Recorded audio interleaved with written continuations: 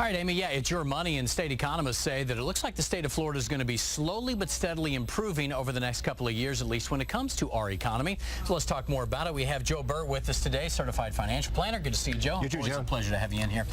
Okay, you saw the recent numbers here showing some growth. Are you feeling better about the economy here in Florida? Yeah, if you look back where we were a year and a half ago, we were all fearful of another recession. I think those days are past us. We've got a slow growth, and the operative word here is slow. Yeah, take a look at the numbers here behind us. Projected to grow by 4.3% in the coming year, and then grow an additional 5% in the year after that.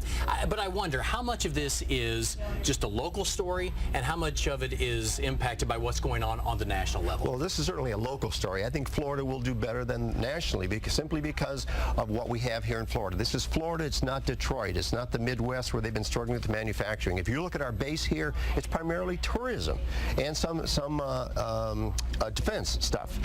But the tourism industry keeps on rolling. Thank God for Disney. Thank God for Universal. And also what's going on in Miami. I was in Miami last week. The condo market is hot. They're building again down there. South Americans are coming in. Russians are coming in, buying up all those condos, and it's going to be moving into Orlando. Even here in Central Florida. Yeah, yes. Housing market is doing much better. It's interesting, though, the things you were talking about. Tourism, a lot of the spending, it's all dictated by consumer confidence.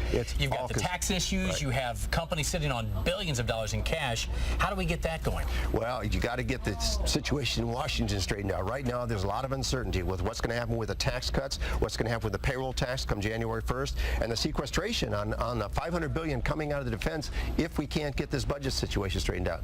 You know what I find interesting, too, is when they talk about these consumer confidence numbers, everybody feels like it's really bad, a lot of doom and gloom. But when you ask people, well, how's it going for you personally, they're like, well, I'm okay. Well, if you have a job, it's okay. You may be a little bit fearful of losing your job, but not so much as you were perhaps a year and a half ago. If you still have your job, you're probably in pretty good shape, and I think a lot of that fear is beginning to dissipate. We hear a lot of talk about the new normal, where unemployment's never going to be the way it was before. Things are never going to be the way they were before. Do you believe that or no?